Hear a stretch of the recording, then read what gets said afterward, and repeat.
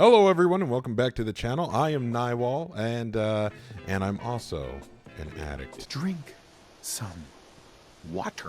I've actually just returned from GenCon. So today I want to talk to you about my experience at GenCon and what that means for me as a gaming enthusiast. You know, it was my first time at GenCon.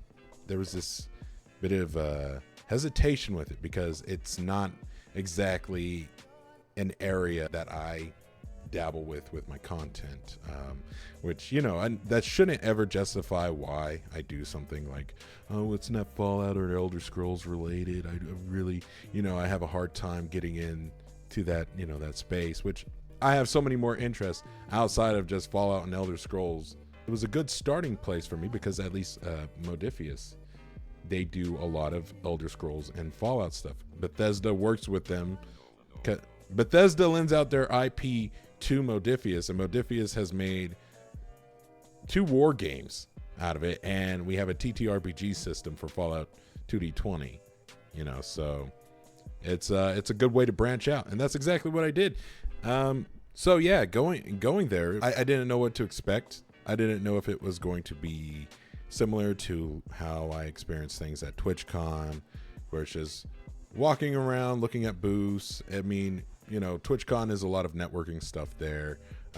There was plenty of networking to go around, at least in my case. And, you know, that's another thing that I think about whenever I go to these cons, that they're very different experiences that I think I would have received if I wasn't a YouTuber, if I wasn't a content creator who talked about Fallout and Elder Scrolls and made skits and was the funny guy, right?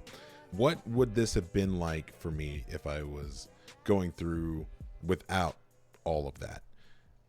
And I think there is a lot there to enjoy. I mean, people are going there to play games, you know, like people are playing games in the hallways. Anytime you would go to the mall that was connected to Gen Con, people were playing games there too.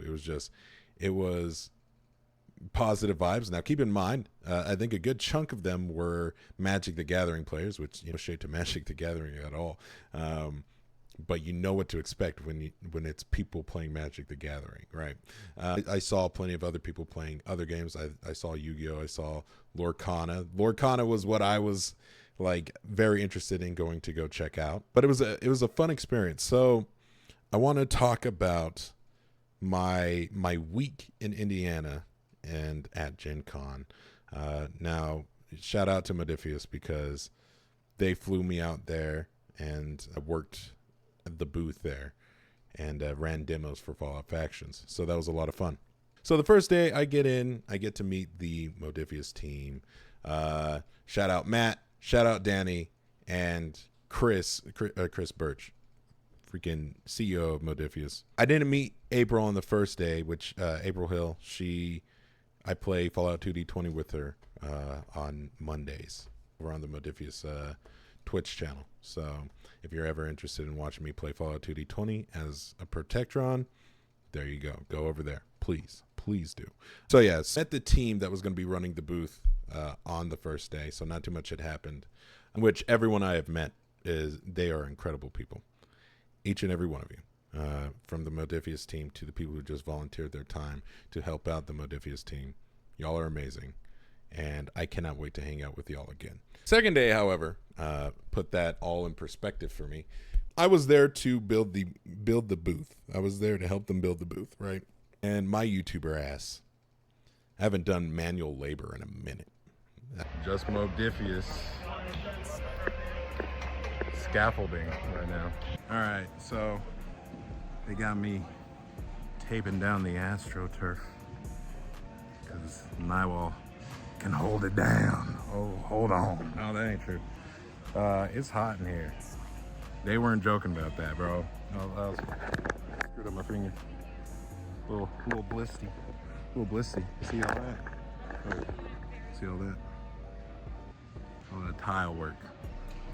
I worked at Lowe's. That doesn't apply here though. Anyway, update whenever this is done. So we go out there. They told me, they said, hey, the warehouse is going to be hot. I knew what to expect. I didn't fully fathom how hot it was going to be in there. We get all these pieces in, and as we go in, it was like 9 o'clock in the morning, and everything, the halls were starting to rise up. Some people were real smart about how they set up their booths. It was just like a box in the middle that was saran wrapped, and then they put tables up around it, and then that way, whenever they're done with it, they saran wrap that baby again and send it out. Like, straightforward, smart thinking. Modiphius was a big booth though, so that was definitely not going to be the process for them. Matt, yo, all the homies.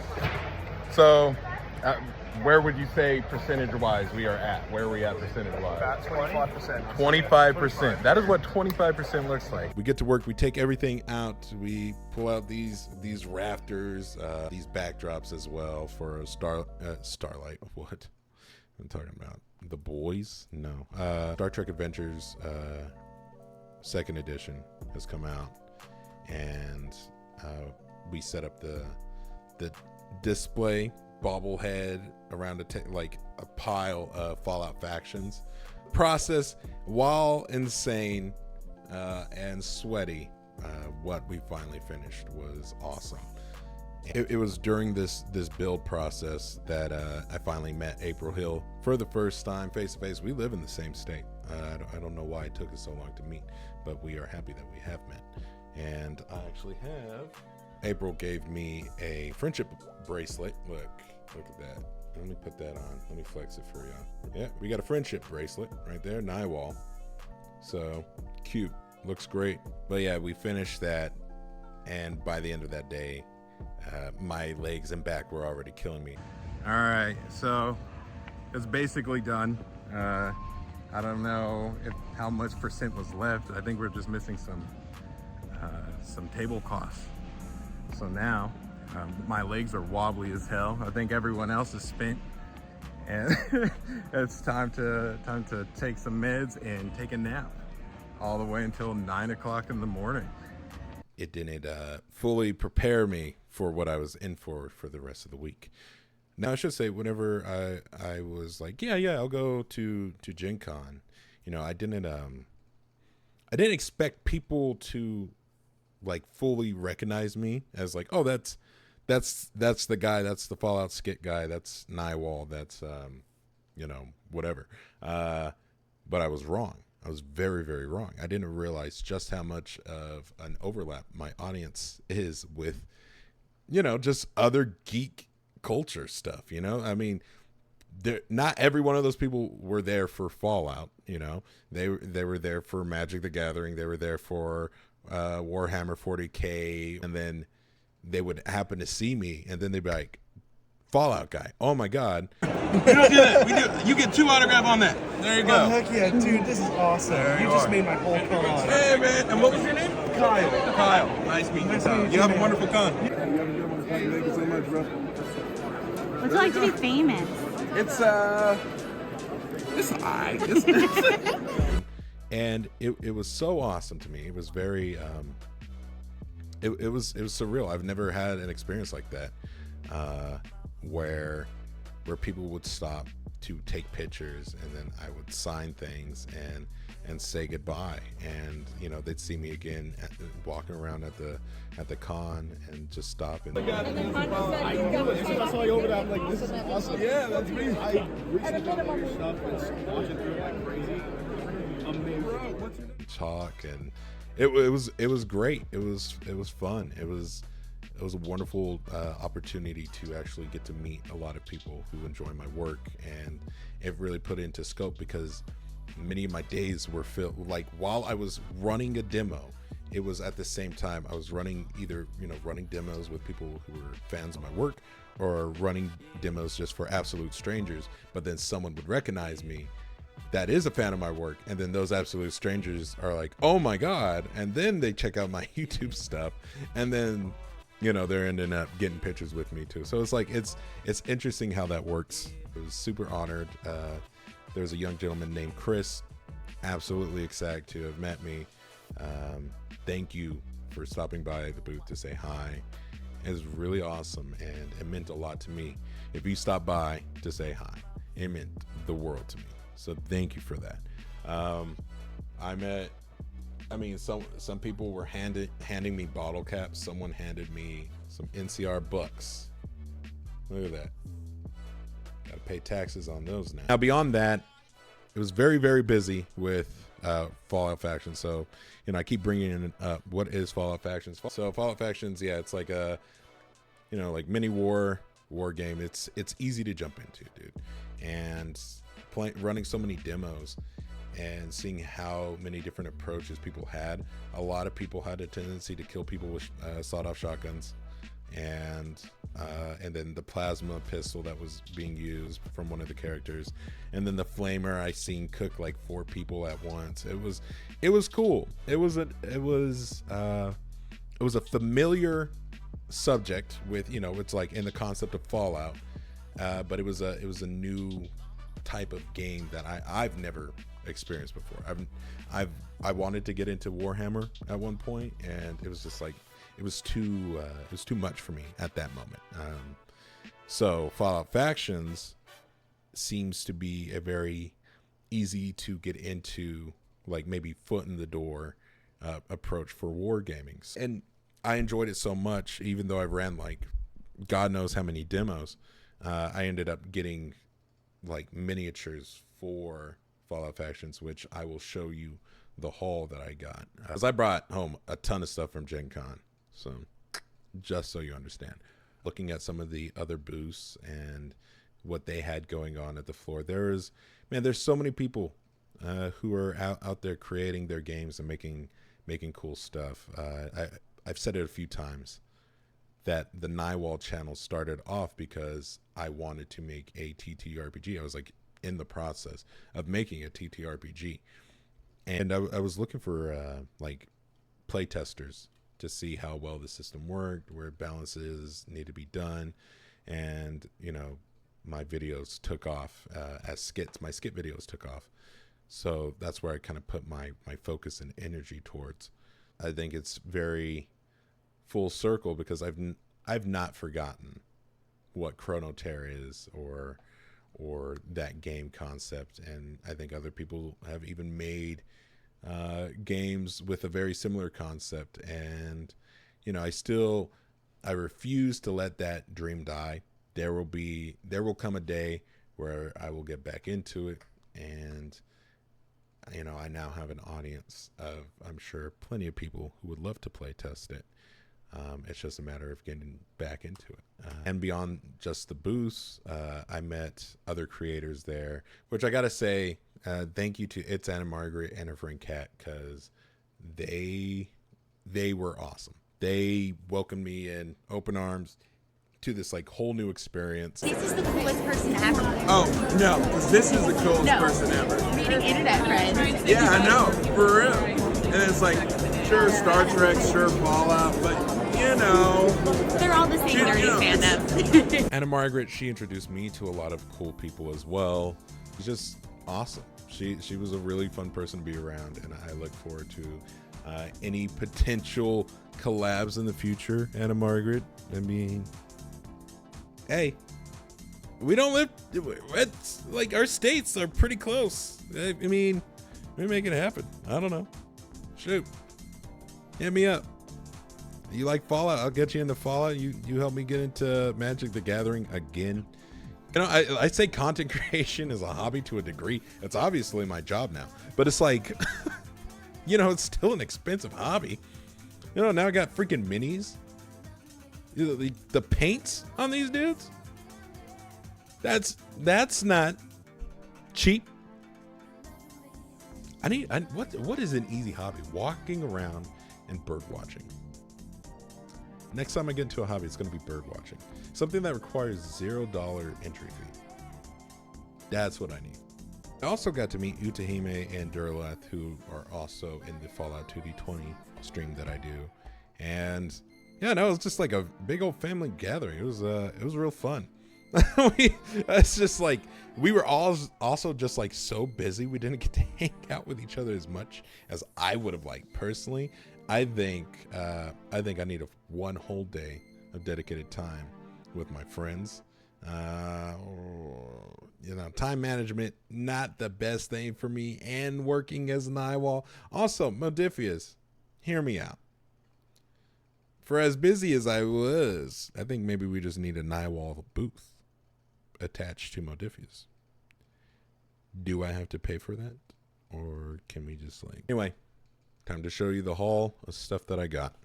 So, let me show you the haul that I got from GenCon. No one talk about my hands, okay? I'm very self-conscious about them. Do not mention my hands in the comments. All right, anyway. So yeah, I got a lot of stuff, obviously. So you could see right here. So Modiphius set me up with a lot of things on the return trip back. Minis being one of the many things. So I'm, God dang it, man. For some reason, I'm gonna get into painting minis. I don't know if that's something y'all want to see. I'll probably live stream some of this stuff. I don't know. We'll see where that goes from there. But I've already started. So we got the Dragonborn from Skyrim. Also very self-conscious about my work, so don't talk about how I've done this. But black primer with white contrasting on top, you know, and then we'll do, you know, whatever. I don't know. What do you call that? The white stuff on the top. Pause. And then we have Nira. I'm starting off simple, right? Because I'm about to show you why I want to start off simple, because I want to learn and understand how to actually paint this stuff. So let's look at the haul. Obviously, we got boom, boom, Cult of the Mothman, Eclipse, 3 minis in here. We're gonna be putting this together at some point. I gotta say, like, all the Fallout Factions demos that I've done have made me want to get into miniatures and Fallout Factions. So me and Keyshawn, I don't know what game we're gonna play later. I love when my girl throw me around.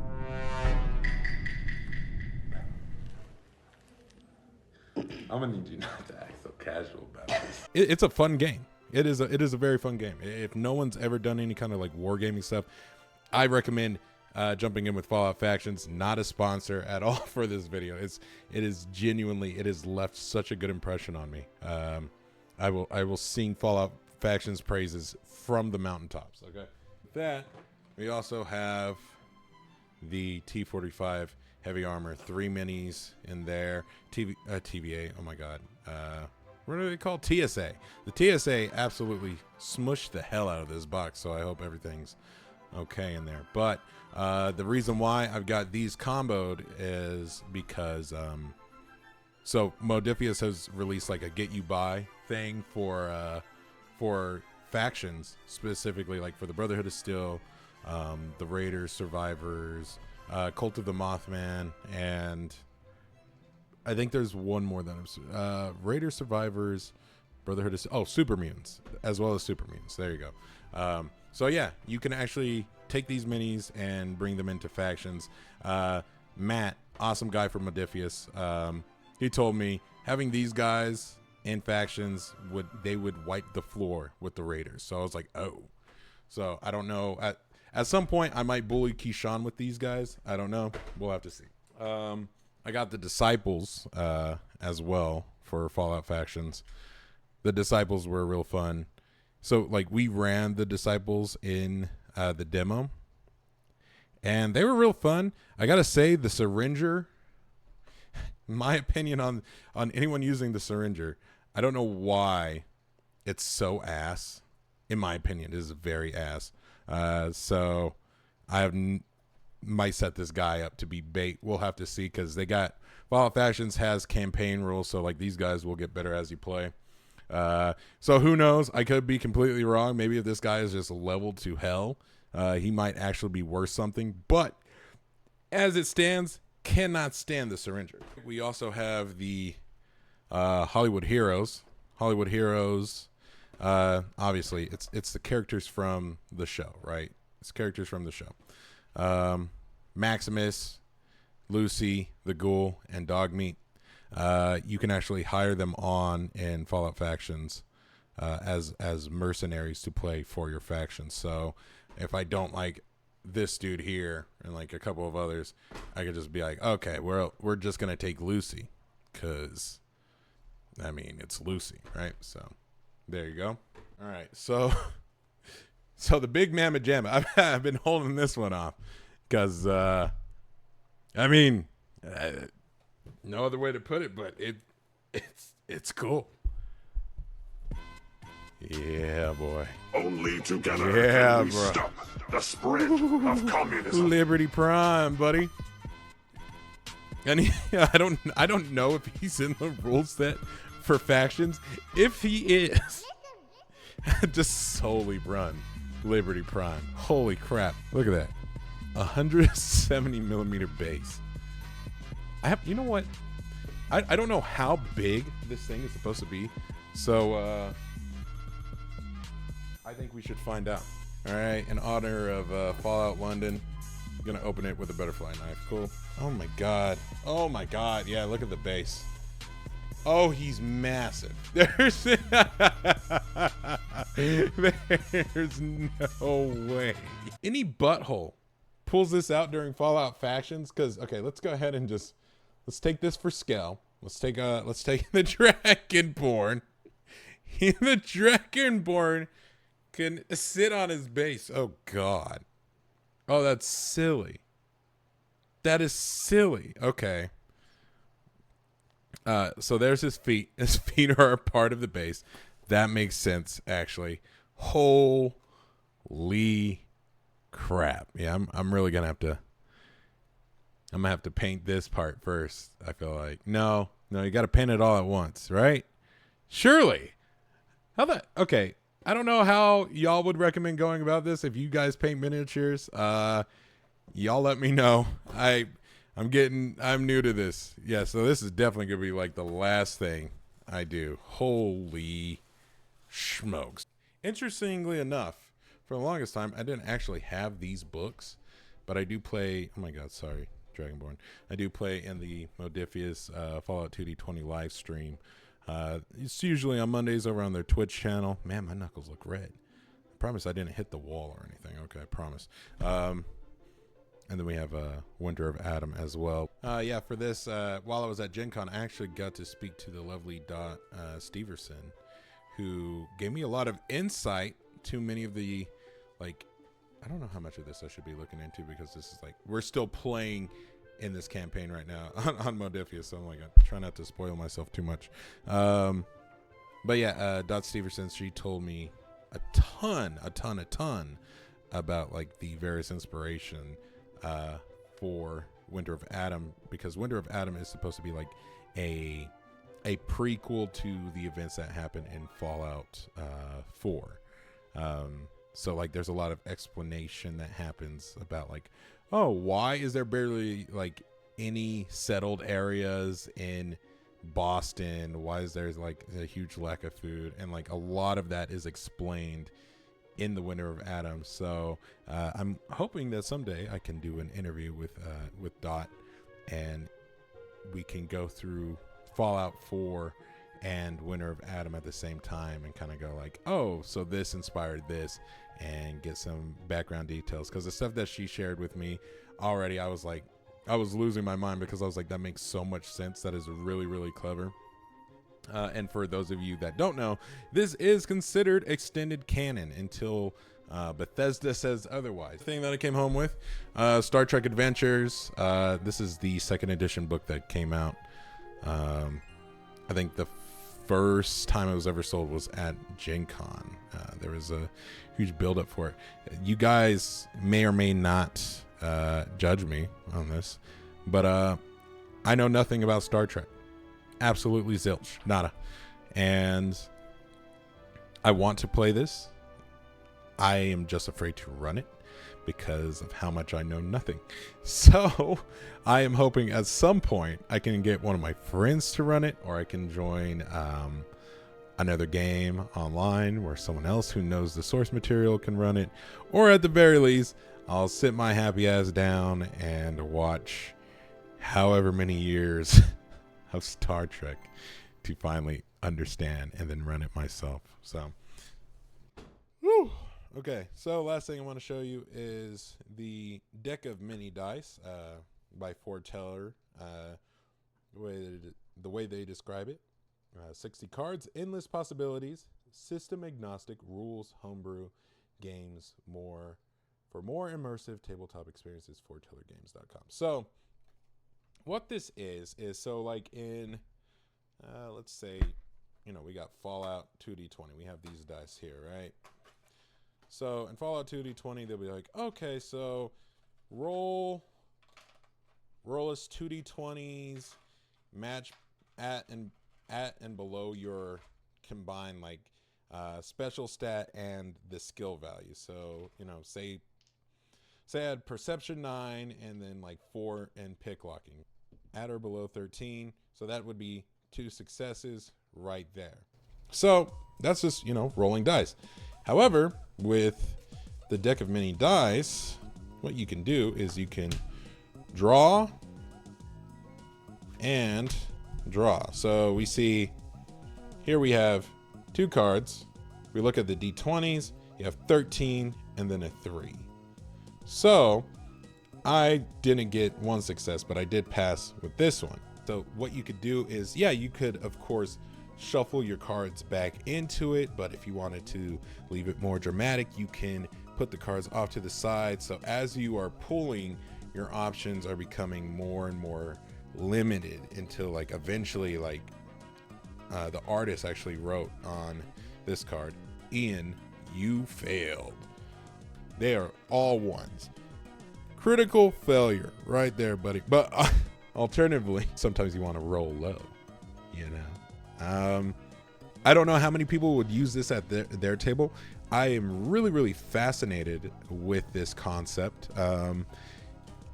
Shout out to anyone who knows what parcelings is. My friend Leo, or Blue, if you hope you're doing well. He made parcelings, which is inspired. It's about pulling cards from your deck to pass check. I like the combo of this. I do run a parcelings campaign with me and my friends offline, and I'm very excited to actually start using these in other TTRPGs going forward. I don't know if this is something that you would necessarily have to be like, hey, can I confirm this with you as my GM? You know, can I use these? Because I mean, I feel like this is very effective. It's an interesting dice replacer. Love this concept so much. Really want to share it with everyone. So yeah, shout out Foreteller.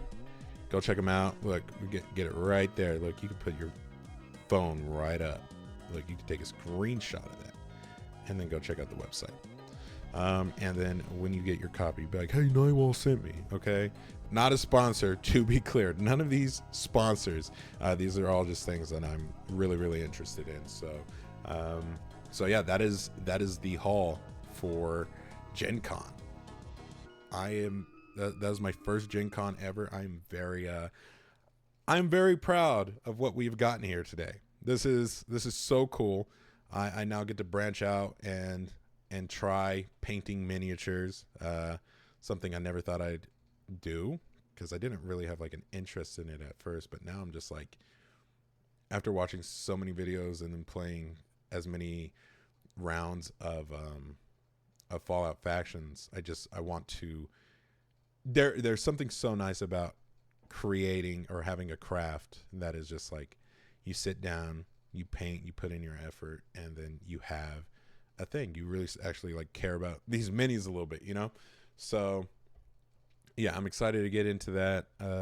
I'm excited to branch out and try some new things. But yeah, passing it over to Face Ian so that y'all don't have to look at my hands that I'm very self-conscious about anymore. Ooh. All right, and yeah, that wraps it up for my GenCon experience.